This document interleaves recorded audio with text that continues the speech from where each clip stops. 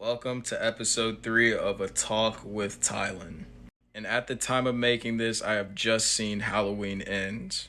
And by the look of my face, you can tell that I did not like this movie. This movie nearly ended me.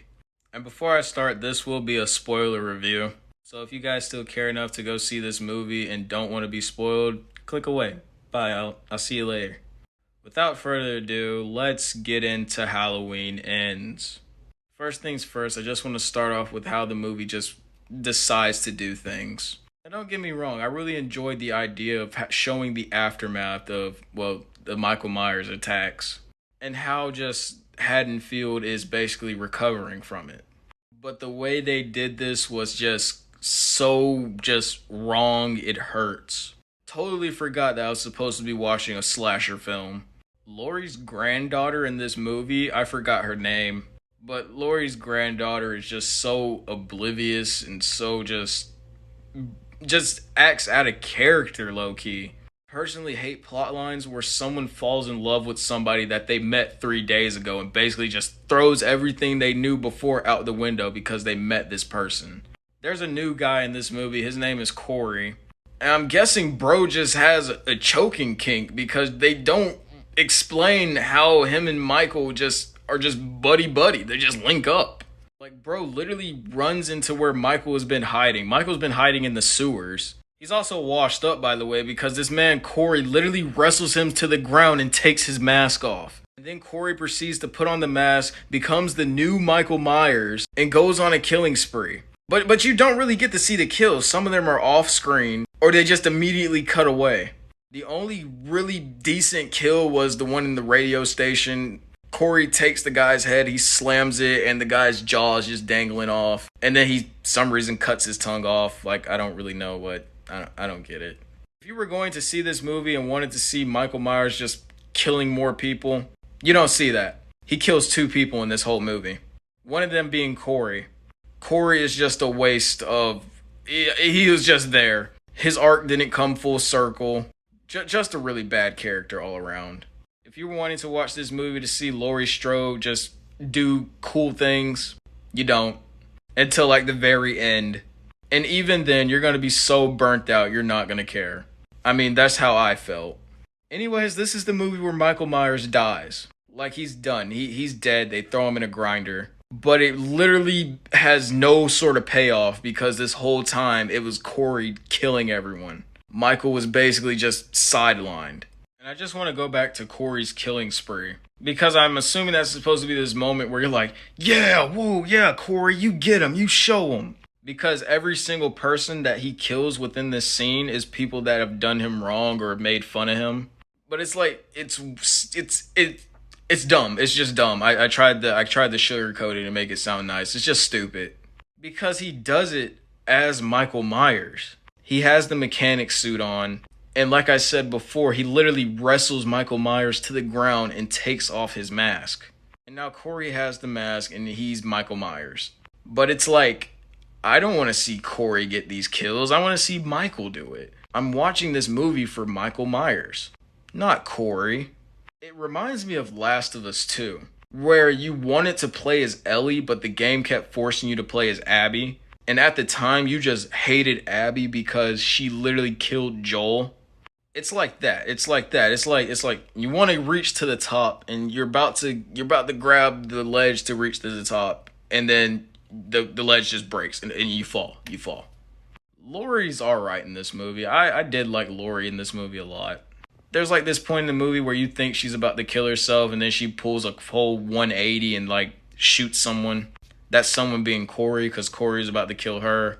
And then after like she shoots him, he's on the ground and he's about to die. And by the way, he's basically in love with Laurie's granddaughter. Laurie knows that Corey is evil, basically. He's not a good guy. And so she's like, you can't have my granddaughter. Go away. Get out of here. And so, do you know what Corey does? His whole character arc just goes half circle and then just depletes. It just like that. He kills himself. What?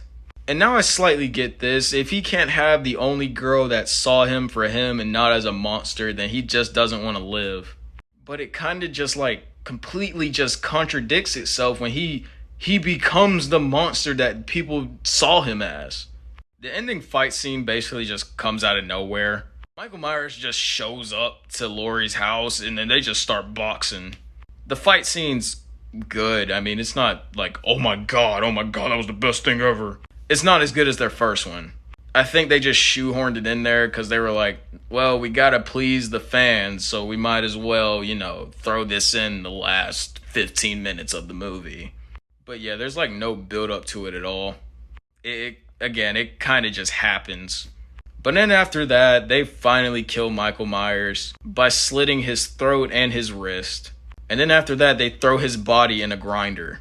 And the way they just go about like killing Michael is just so rushed and anticlimactic. Basically, the police show up, they see that Michael Myers is dead, and they're like, oh my god, you did it. You killed the boogeyman. And then Laurie's like, yeah, I did it. Now, Halloween ends tonight.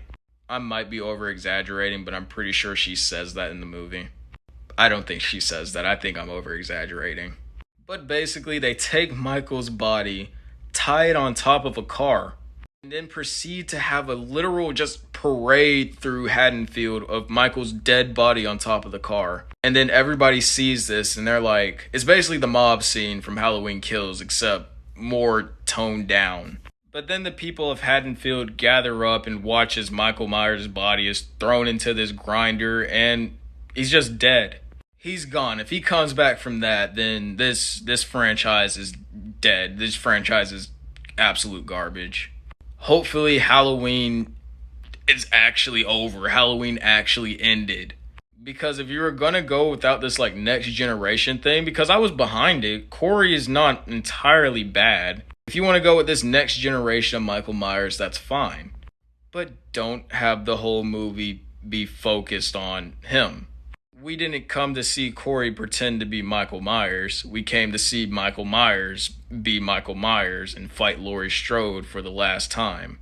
Again, the thing that this movie reminds me of is The Last of Us 2. Where you're just being forced to play as somebody you don't want to play as. We're being forced to watch a story that I don't really care about, really. Now, you know what? I won't fully hate on this movie. Now, if this story was used for the second to last movie of this franchise, again, it would have been super disappointing, but it still would have been all around a movie. This movie serves as the ending to the entire franchise. How are you going to have a movie that ends the entire franchise that doesn't even include the two characters that started it? Or sorry, barely includes them. Also, there are some band kids in this movie that just don't act like band kids. I'm a band kid myself, and when I tell you, when I used to be in marching band, the people I'd be around were usually humble, geeky, quiet, off to themselves. They were never bullies. Band kids aren't bullies. Usually we were the ones that got bullied. But anyways, my final verdict on this movie is that it's bad. It's just a really bad movie. It's honestly pretty shameful that they took this story and just threw Halloween on it. Because now I feel bad for people that are going into this movie wanting to see a really scary slasher. And instead they're getting Young and the Restless featuring Michael Myers. And again, like always, Jamie Lee Curtis carries this movie. But that's all I got. As of recording this right now, it is 1 a.m, and as you can see in my face, I'm just exhausted. Both mentally and physically. But anyways, if you guys have seen this movie, please let me know how you thought about it. If you liked it, let me know. I just want to see different perspectives on it, you know? And if you hated it, just let me know what you didn't like about this movie so I can relate to you. But anyways, make sure you guys leave a like on the video. And if you're new here, subscribe. But until then, I'll see you guys later.